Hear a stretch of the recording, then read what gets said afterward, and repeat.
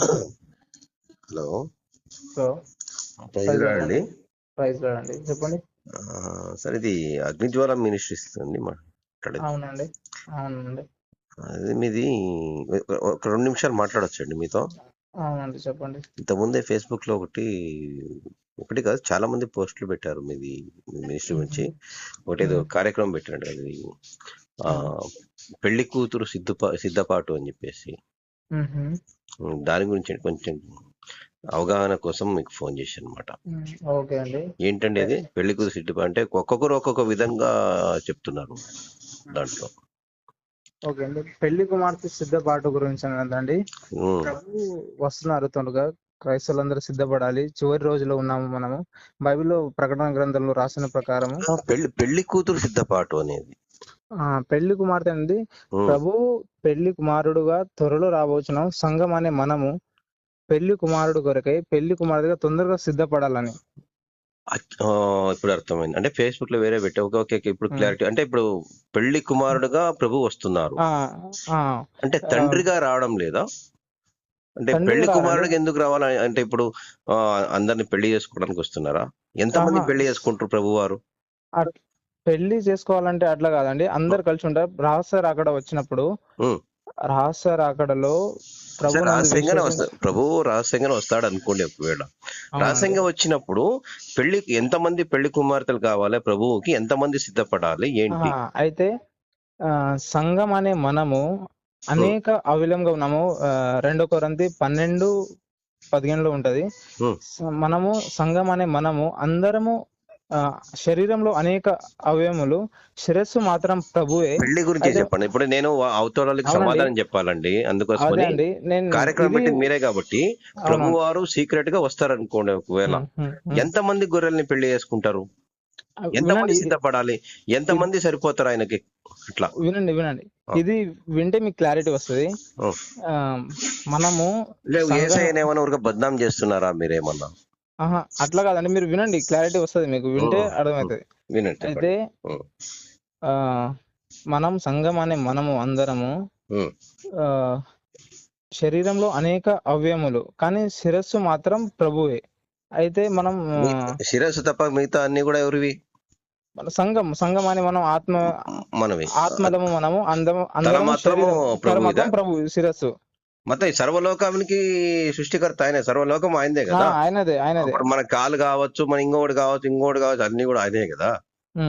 మరి తల మాత్రము ప్రభుది ఎట్లయితుందండి? శిరస్సు ప్రభువే. మనం అందరం అవయములు, ప్రభు మాత్రం శిరస్సు. ఎందుకంటే ఆయన మంచిదండి. చాలా సంతోషం. మీరు చాలా మంచిగా ఓపిక చెప్తున్నందుకు.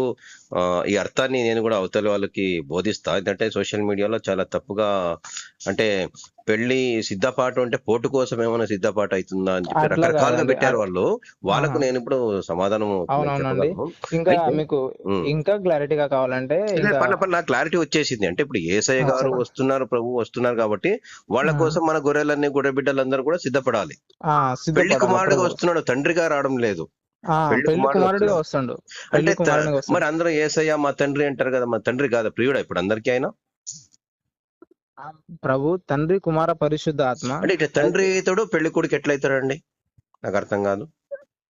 తండ్రి ప్రభు తండ్రి అవుతాడు, గొప్పగా మొగుడైతాడా? తండ్రి త్రియేక రూపంలో ఉన్నాడు ప్రభు. తండ్రి, కుమార, పరిశుద్ధాత్మ ముగ్గురు ఉన్నారు కదండి.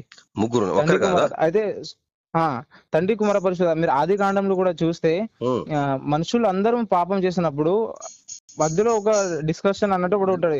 పాపం అనేది చాలా పెద్ద సబ్జెక్ట్ లేండి సార్. పాస్టర్ గారు ఏంటంటే మీరు చాలా గొప్పవారు, ఏంటంటే మంచిగా చాలా క్లారిటీగా చెప్తున్నారు. చాలా సంతోషంగా మీతో మాట్లాడినందుకు చాలా సంతోషంగా ఉంది నాకు. యాక్చువల్లీ వినండి. నేను పాస్టర్ కాదండి, నేను ఒక విశ్వాసి. మా సంఘంలో ఉన్నట్టు నేను పాస్టర్ కాదండి.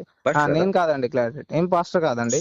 మీరు క్లారిటీ ఇచ్చారులేండి. మీ కార్యక్రమం నుంచి మీరైతే క్లారిటీ ఇచ్చారు, మీకున్న నాలెడ్జ్ ప్రకారం ఇచ్చారు.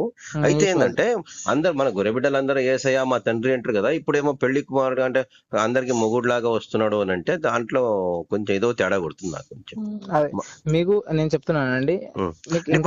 పెళ్లి కూతురు సిద్ధపాటు అంటే ఇప్పుడు యేసయ్య కోసం మన గొర్రెబిడ్డలందరూ సిద్ధం పడాలా? ఇప్పుడు ఆయన పెళ్లి కుమారుడు అంత పెద్ద మనగాడు ఆయన. అంత పెద్ద ఇంతమంది గొర్రెల్ని మెయింటైన్ చేసేంత తోపు ఆయన.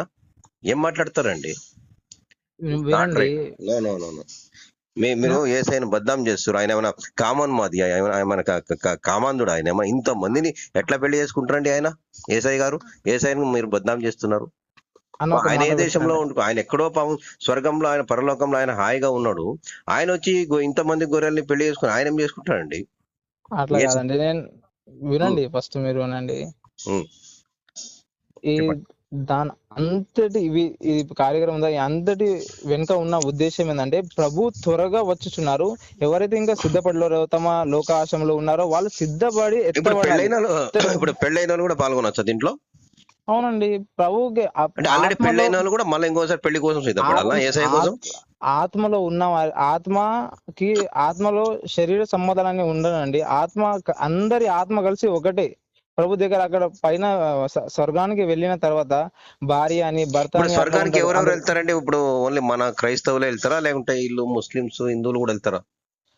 బైబిల్లో రాసిద్దానండి, ప్రభు నందు విశ్వసించిన ప్రతి ఒక్కరు, మరి యేసు ఇప్పుడు ప్రభు నిజమైన దేవుడని విశ్వసించిన ప్రతి వారు స్వర్గానికి వెళ్తారండి. అంటే మన తాతలు, మన ముత్తాతలు అందరు చచ్చిపోయారు కదా, వాళ్ళు యేసును విశ్వసించలేదు కదా, ఇప్పుడు వాళ్ళందరూ ఉమ్. అడిగిపోయినట్టు.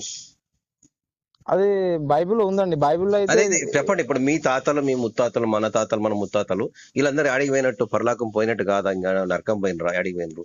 ఇప్పుడు మన గాంధీ తాత కావచ్చు, మన అంబేద్కర్ గారు కావచ్చు, లేదా నెహ్రూ గారు కావచ్చు, లేక ఎన్టీ రామారావు గారు, పివి నరసింహ, చాలా మంది మన వాళ్ళు పెద్ద పెద్ద వాళ్ళు, మంచి మంచి వాళ్ళు చనిపోయారు కదా, వాళ్ళందరూ అయితే అడిగిపోయిండొచ్చు. ఇప్పుడు ఆ కాలంలో మన యేసు వాళ్ళు నమ్మలేదు కదా. వాళ్ళు విశ్వసించారో లేదో మనకు తెలియదు కదా. అంటే విశ్వసించాలి, మన ప్రకారం విశ్వసించాలి. అసలు అవి యేసు అనేట కాన్సెప్ట్ లేకుండే అప్పుడు. యాక్చువల్లీ అయితే ఇప్పుడు మన బైబిల్ గొర్రె బిడ్డలు ప్రకారం వచ్చి అయితే తెలుసు కానీ. వాళ్ళు పోయారా లేదా క్లారిటీ అని నేను కూడా చెప్పలేదు. ఎందుకంటే నేను లేదు స్వర్గాన్ని అసలు పోలే, నేను చూడలే. క్రైస్తవం గురించి వ్యతిరేకంగా చెప్పారు. మన అంబేద్కర్ గారు అయితే క్లియర్ గా చెప్పారు, మత మార్పిడి అయినా చాలా ఇది అని చెప్పారు. వదిలేసేయండి ఆ టాపిక్, వదిలేసేయండి. మీరైతే ఇప్పుడు వివాహాలకు సిద్ధపడుతున్నారు. గొర్రెబిడ్డలందరికీ యేసయ్య వస్తే కళ్యాణం చేయించడానికి మీరు సిద్ధపడుతున్నారు. పెళ్లి అయిన వాళ్ళైనా, పిల్లల తల్లులైనా, ఎవరైనా పర్వాలేదు, వరించడానికి యేసయ్య గారు వస్తున్నారు, పరలోకం నుంచి వచ్చుచున్నారు. అంతేనా? ఆ, అయితే మీకు క్లారిటీ కావాలి.